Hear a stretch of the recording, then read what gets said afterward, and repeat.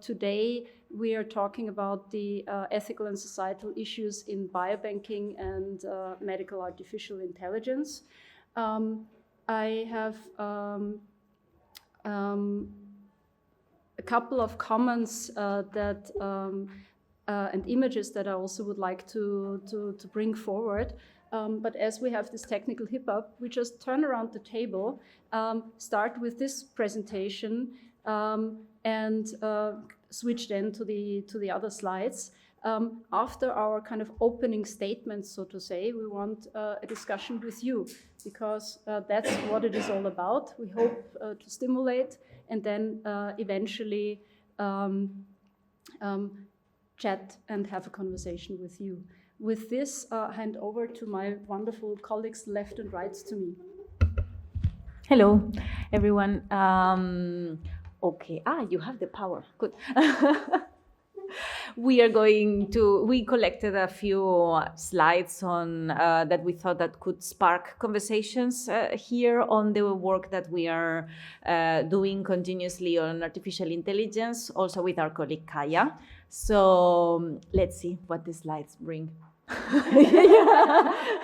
The first one, because depending on the slide, it's more her thing or my thing, and I don't know the order by. So let's see. Surprise. PowerPoint karaoke.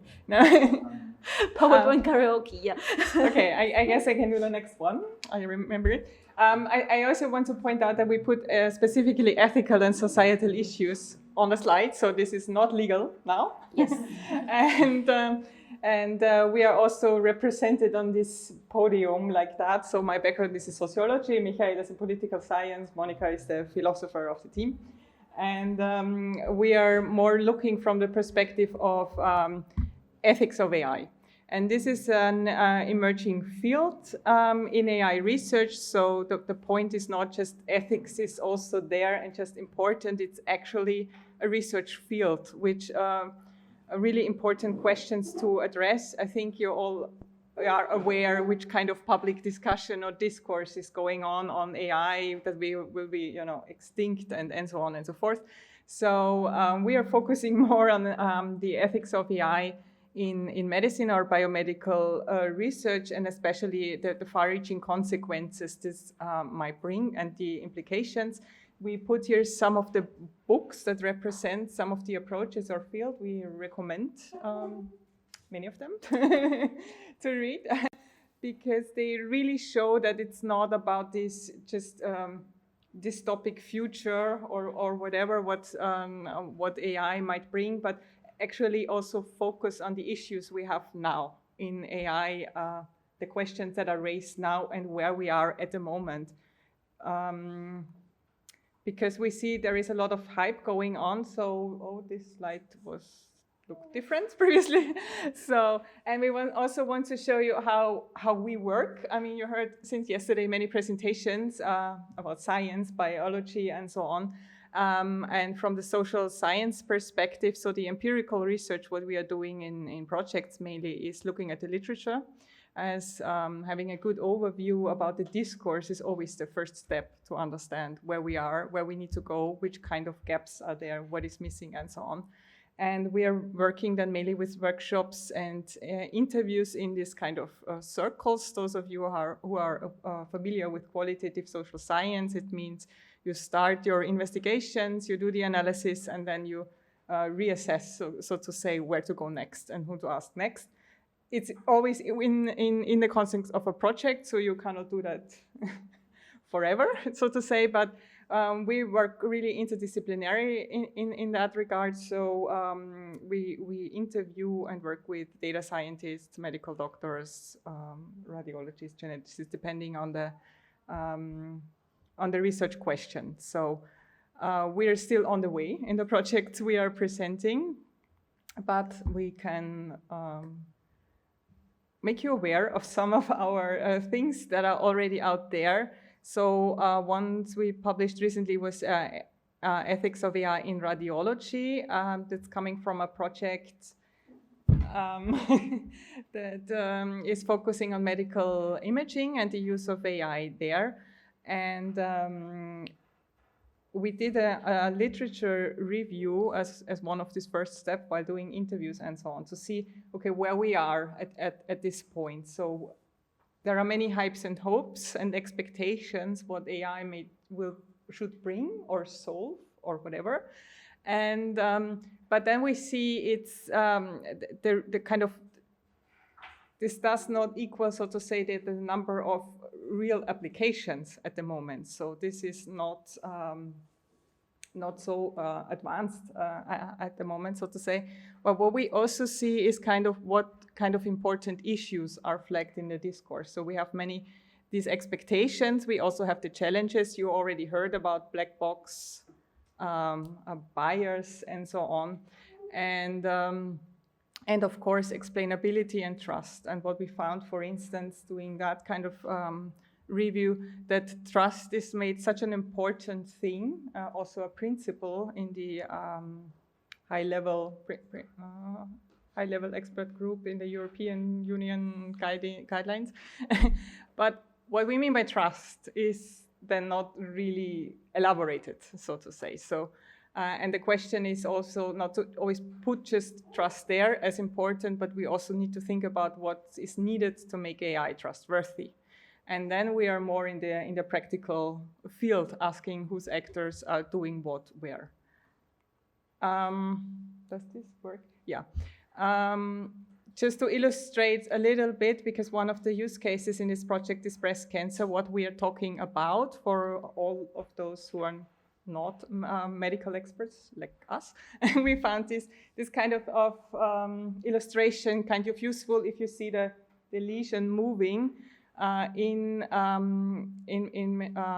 breast tissue with different densities. And then you get a good idea about what it is all about. So what the human needs to do, so the radiologist, and what we expect AI to do, to find these lesions. So there are differences in the architecture of the breast, which is a medical or biological question, but it's also associated with age and so on. But it is also from the social or social science perspective a really important one, because all these classifiers, categories we are using, like sex, gender, age, and so on, are also social categories, and they also have somehow an impact.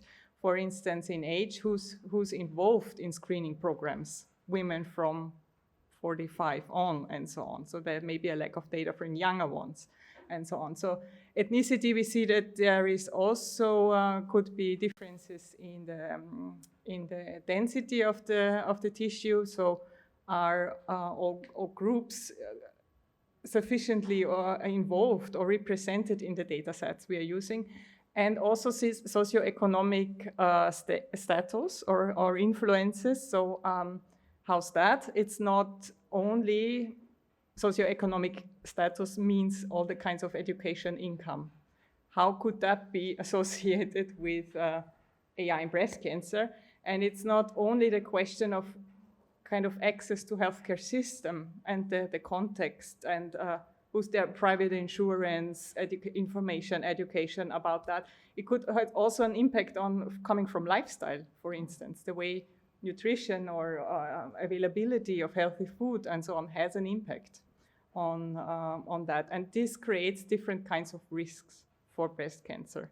And this is also then associated with the tissue. So here you see what we try to demonstrate here a little bit is that the kind of the medical, biological, and the social is really closely connected to each other. And that's mine. Yeah, this is another review that we've authored, also you, and in another project that is about polygenic risk scores. So they're trying to use AI to cross-reference genomic information with electronic health records, to try to generate these polygenic risk scores that would tell people it's going in the direction of personalized medicine and precision medicine, telling people their specific risk of having certain illnesses. And yeah, for the moment, this technology is in development. using AI, and the new challenges that we are going to be facing are still, we are still learning from talking with the AI developers, the machine learning developers, and the doctors that are involved in this kind of in this project, what exactly it is about. And one big part of the project is also to assess the public perception of this, which is fundamental when it comes to trust. Like, how are we going to trust these kind of technologies? What is the public perception in different countries also when it comes to trusting an algorithm to analyze certain variables of your lifestyle, your genome, blah, blah, blah, electronic health records, etc., and then come up with a risk score. So how are you going to trust it? How is it going to impact your life? Is it going to impact your lifestyle or not? So there's a huge conversation about trust when it comes to this particular use case of the polygenic risk scores. There's a lot of hypes and hopes that we have identified when we've read the literature of artificial intelligence, ethics of artificial intelligence. It always starts like, AI is amazing, it's going to do all this. There are also challenges. So it's always like the hypes and the hopes and then the challenges. So here we have a collection of the hypes and hopes that we've identified, some of them. We can use some of them if you're interested for the discussion. And the next slide. Yes, this is more interesting. The fears, because there's another side of the story. Yesterday in one of the presentations, I'm very bad with names, we also had this structure of the hypes and hopes, what artificial intelligence can do, and then the fear. So we have this kind of imaginaries, like the techno-utopianism, like this is going to be amazing and it's going to save us all, or the techno-skepticism, oh my God, the AI overlords are going to take over the world, our jobs are going to be lost, we are going to be completely controlled. Then also the overpromises. For example, this, you can use your phone and breathe on the phone. And then an algorithm is going to have a result on about your health and some kind of outcome, and that that the AI is going to replace doctors. We were discussing also about that yesterday with lawyers. So are they going to be replacing doctors, or are they going to be replacing doctors who do not use AI? Because that's where the discussions are going. Like, it's not going to be doctors versus AI, it's going to be more or less doctors who use AI versus doctors who don't use AI. I'm guessing the same for the lawyers. And we have a lot of media noise about the fears of AI, and let's not get started with ChatGPT. Yours.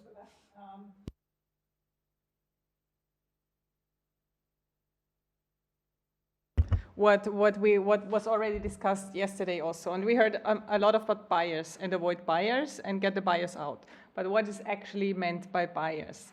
And this is again not only a technical thing, not only how data is represented or not, or used in research or not.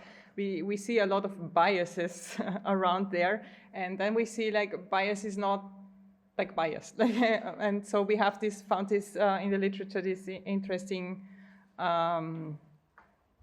picture, so to say, where this is one example. You can distinguish between desirable and undesirable bias. So what does it mean? You should reduce undesirable bias, which creates like discrimination, stigma, underrepresentative samples. So certain groups are not represented, for instance, in the breast cancer use case. Some age groups are not presented, some ethnic groups maybe not presented. This should be reduced to have a more better representative data set. And on the other side, what is also discussed with buyers is kind of balance that out also a little bit and get a better understanding. I mean, this paper was more about sex and gender in that regard. So take that into account and look at what is needed to adjust the data sets to actually have a better balanced data set, not only from the technical perspective, is this kind of in a statistical way, this kind of data, but also are all these kind of social considerations also taken in and represented. So it's much also about a representation. And does the data set reflect the groups or the society, if you want to go bigger, to which you make kind of conclusions on? And also which kind of categories are you using also in the first place? And then we see that often we are talking about, okay, there is bias, there is black box, there are all these challenges and issues now also with AI. And they are also often discussed as finding technical solutions for technical problems. So finding the kind of the bias in the data set, and then we find a technical fix to it. But we find then, for instance, also research already showing that even with a more balanced data set, and a data set could still be racist or represent some racism or sexism or whatever in there. And then we see there is something also coming with it, which is not so obvious in the data set, in kind of we see everything and this is how we reduce bias. There is also another layer inscribed, so to say. This is more the social scientist also more talking. So we see that there is also a human and systematic, institutional and societal factors. There are also significant sources of bias, which are not so known, for instance, or you're not so aware of it.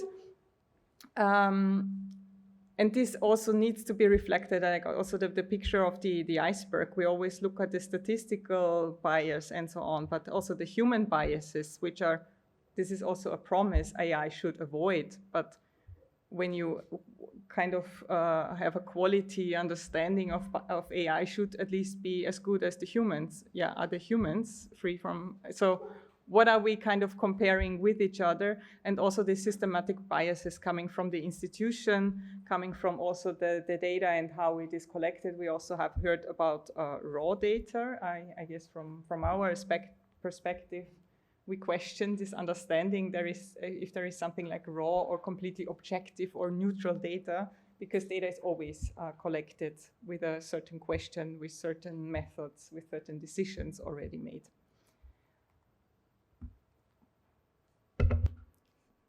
One example of these categories are sex and gender. And it's very interesting, for example, when you talk to machine learning experts in our projects, that sometimes they are talking about how to use the labels, and they don't know the difference between sex and gender, and then they're like mixing it, and it doesn't matter for them. It's like, sex, gender, one of these, it doesn't matter. And it's like, yeah, it does matter, because there is a difference between sex and gender. So there is like a need for this kind of understanding of how the social categories work, because these are then translated into how the data sets are constructed. And sex and gender is one example, but there are many others. And one of the things that we are working on is on trying to integrate a sex and gender sensitive perspective in biomedical research in general. That is already a challenge in machine learning and artificial intelligence in biomedical research. It's the same challenge. It's just trying to integrate this perspective.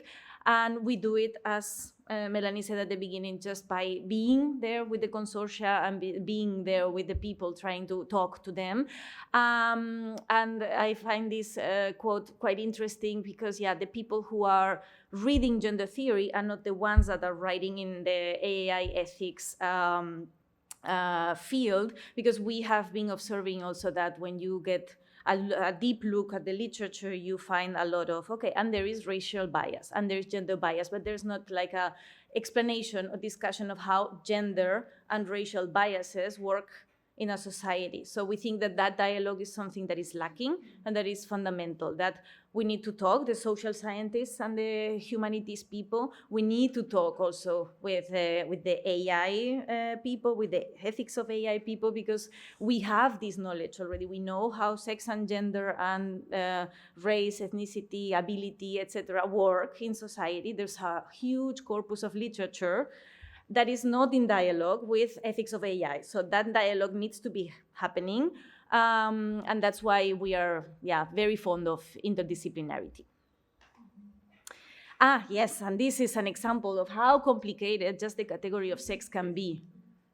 I mean, just sex. Yesterday, I had a discussion yes, sex is the chromosomes. Yeah, the chromosomes are just like the little part up, and then all the rest is other stuff. You cannot read it now, but I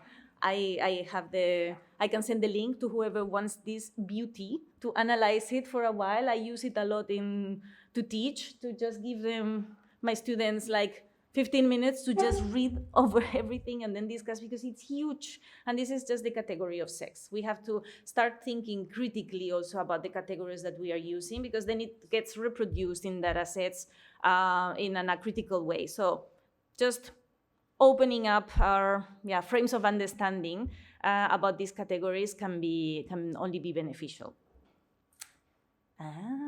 And we had a webinar with the author of that beauty. And here you have the QR code to our channel of the ELSI Dialogues, because we organize webinars on things that we find interesting. And we invited the author of that chart, Amanda Montañez, and we had a dialogue with her about it. And I can only recommend having a look, because it's really super interesting.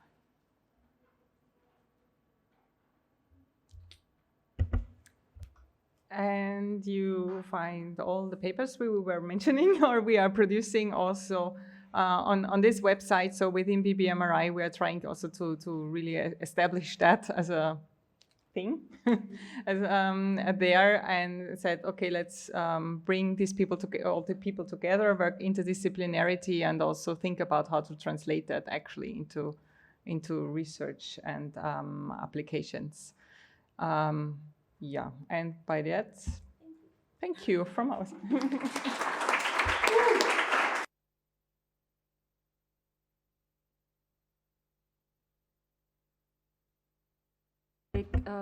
Could not take in so much until now. What is it that interests you? And in that regard, I was particularly intrigued by the discussion of the purity or the awareness that there is not a purity of data. And I think that is a huge knowledge that you can take up and bring further on, because very often it is still very much assumed. And I think that all our academic careers often do not help, because there are rarely spaces, with this one as an exception, for having an exchange, for moving really forward.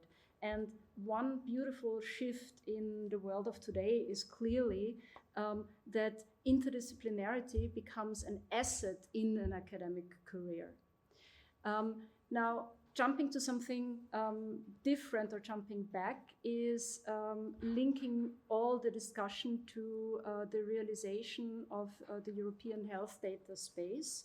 So when we look now at it, it is the space. Huge expectations out there, no pressure. And the realization eventually will come, and of course, completely different than we expected. My comment always is, take any political promise like you would a relationship or a marriage. You might live happily ever after, but in completely different ways than you imagined. Now, the realization of EHDS is something that is grand and great, and at the same time contains a very interesting topic that is also between a principle that is also in between between the hype and the worry, so to say, that is data altruism. because in the best sense of the case, we all agree data needs to be shared. Everybody will do the best that is possible, and we live in a fairy tale world. The other element is we might create a stigma to those who, for whatever reasons, as citizens, are not ready to share their data. And then data altruism becomes, well, almost a branding. You're not altruistic if you're not ready to share.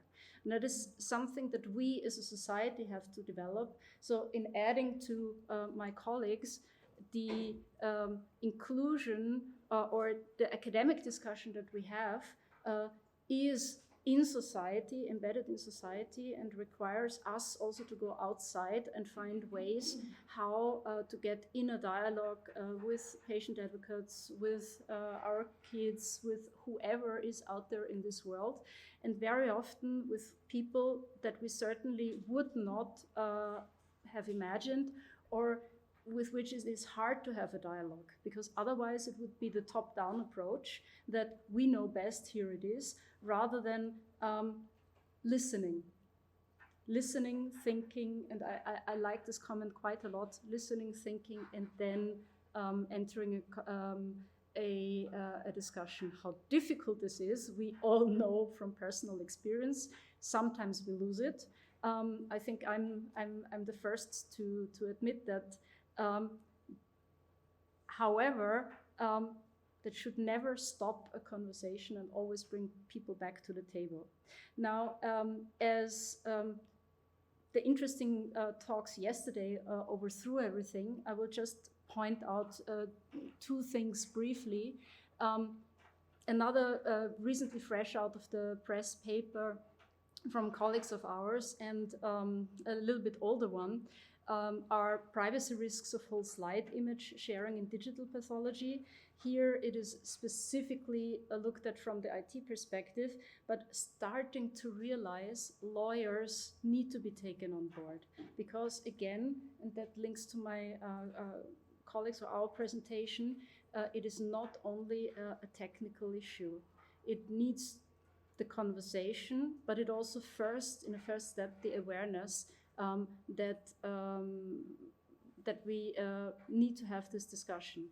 And the previous paper of the 10 Commandments on medical, ethical medical AI kind of provides some high-level guidance in how to do that. Concluding my remarks is the imagery of ethics work. I was looking for an image that could depict that the other day, and when I put it in Unsplash,